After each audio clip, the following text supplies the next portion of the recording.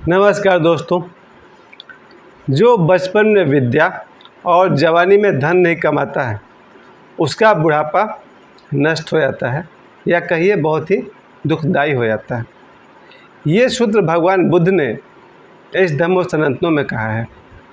Word by word मैं अभी search कर रहा था तो मुझे वर्ड बाय वर्ड तो नहीं मिला, लेकिन मैं बहुत पहले सुन करके समझ गया था कि जो बचपन में विद्या नहीं कमाते हैं, जो जवानी में धन नहीं कमाते हैं, उनका बुढ़ापा ऐसे बगुले के समान हो जाता है जो सूखी तालाब के किनारे बैठा हुआ है।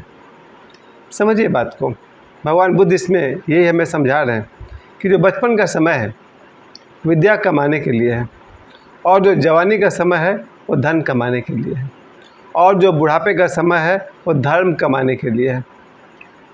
आज शुक्रवार का दिन है, इसलिए हमने सोचा कि धन का विषय ही चुनें, क्योंकि हम सब धन का महत्व को जानते हैं।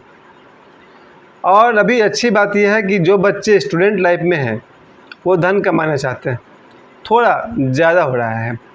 अगर माना जाए कि भगवान कृष्ण के अनुसार और पुराने सनातन धर्म के अनुसार जो आश्रम की व्यवस्था है 1 साल से लेकर 25 साल तक ब्रह्मचर्य आश्रम माना गया है।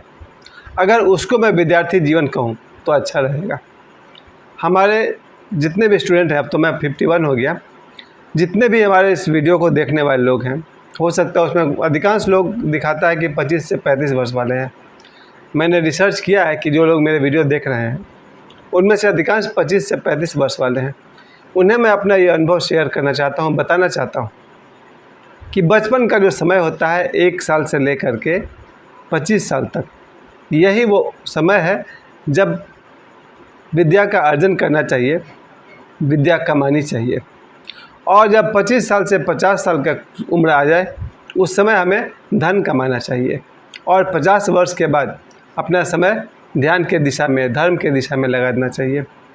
लेकिन ये बात पूरा का पूरा भी सही नहीं है, इसलिए कि बचपन में ही आपने देखा होगा, साधारण तौर पर तो ये बहुत अच्छी बात है कि हम सब, चाहे अमीर के बच्चे हों या गरीब के बच्चे हों, करोड़पति के बच्चे हों या भिखारी के बच्चे हों, मैं एक बात ज़रूर कहूँगा कि बचपन से ही 5 वर्ष की उम्र से लेकर के 25 वर्ष की उम्र तक हर बच्चे को अपना पूरा फोकस, अपना पूरा ध्यान पढ़ाई में लगा देना चाहिए।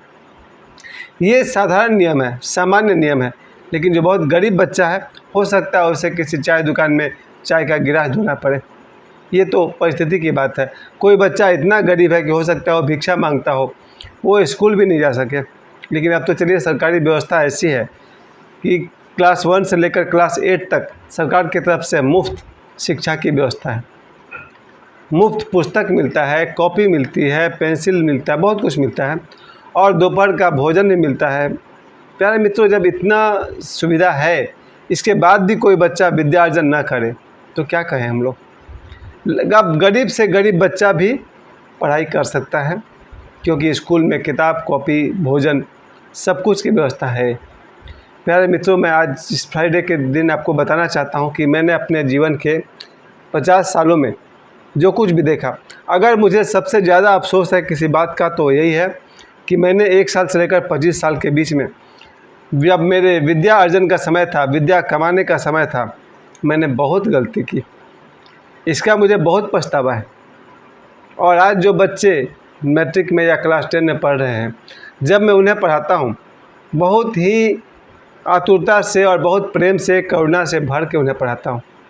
मैं स्कूल जाता ही इसलिए हूँ ताकि क्लास 8, 9, 10 मेरा मेन क्लास है, 6, 7 को ही पढ़ाता हूँ।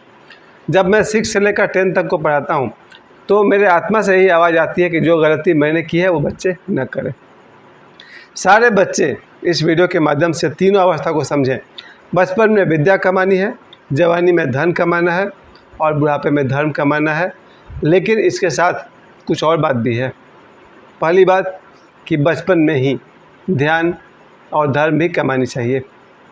जो ऊर्जा एक बच्चे में है वो 50 साल के आदमी में नहीं है।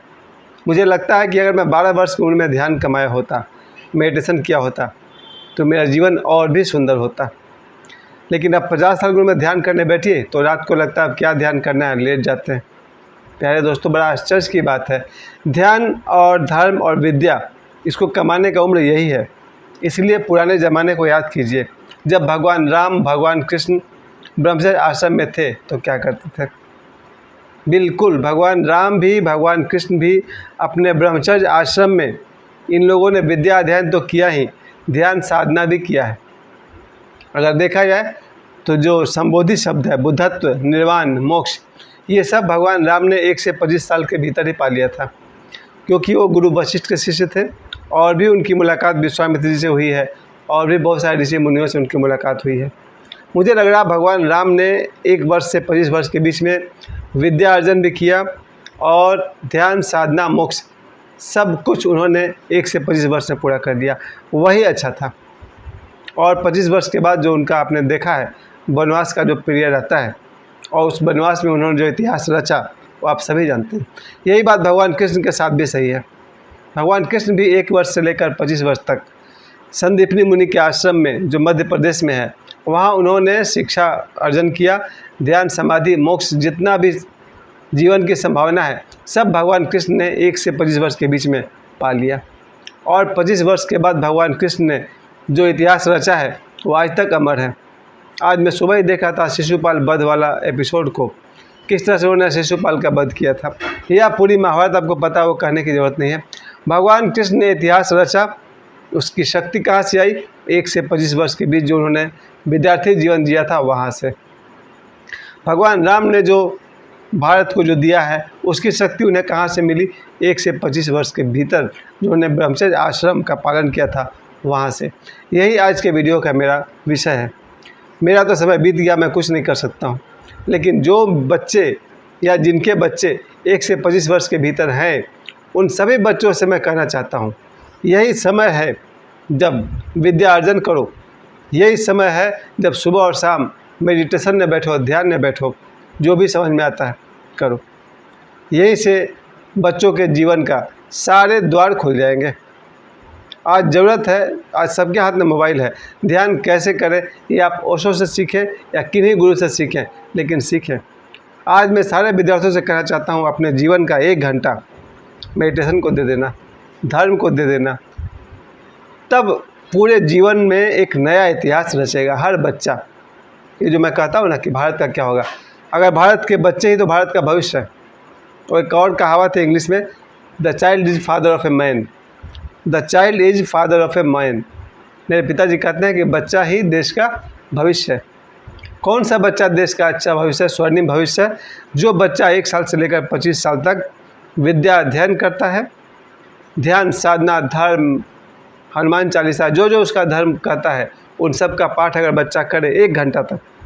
अगर सभी स्टूडेंट, मैं सनातनी की बात कर रहा हूँ, अगर सुबह उठ करके स्नान करके अगर हनुमान चालीसा का ही पाठ करता है, रामायण का पाठ करता है, ध्यान करता है, योग करता है, अगर 1 घंटा कोई विद्यार्थी अपने जीवन में देता है और बाकी 6-8 घंटा वो विद्या अध्ययन में बिताता है, उसका जीवन कहते हैं ना उर्दू में बेमिसाल होगा, बहुत ही जीवन के सारे ऊंचाइयों को छू लेगा। इसलिए आज का वीडियो समर्पित है। चूँकि इस समय एग्ज़ाम चल रहे हैं मेरे स्कूल में, यूनिट टेस्ट चल रहा है और मुझे अपने हर बच्चों से कहना है और जो लोग इस वीडियो को देख रहे हैं और उनके सभी गार्जियन से कहना है, अपने बच्चे से कहिए 1 साल से लेकर के 25 साल तक विद्या अध्ययन करें। अभी 10 मिनट पहले मुझे बहुत खुशी हुई कि मेरी बेटी और भी मेरी एक और रिलेटिव है, उन लोगों ने मोबाइल में इतना कुछ स्टडी किया है जिसके सामने हम जीरो हैं।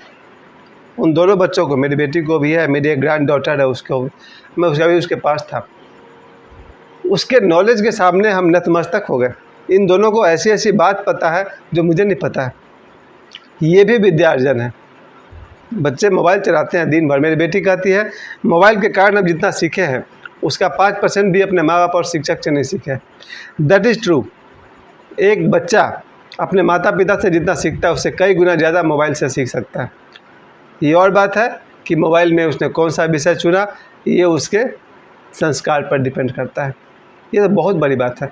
मैं शिक्षा को जितना महत्व देता हूँ उससे बहुत ज़्यादा महत्व मैंने संस्कार को दिया है।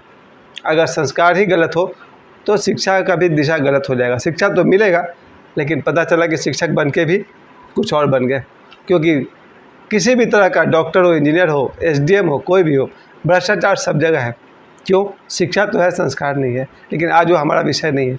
हमारा विषय है 1 साल से 25 साल तक, चाहे लड़का हो या लड़की, be a perfect student. Perfect कोई हो नहीं पाता है, कोई बात नहीं है, लेकिन हमारे डॉक्टर नरेंद्र दत्त श्रीमाली कहते हैं जीवन में जो करो उसमें शिखर पर पहुँचो।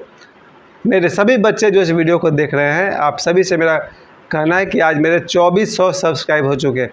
2400 सब्सक्राइब्स, 6,20,000 व्यूज़ मेरे हुए।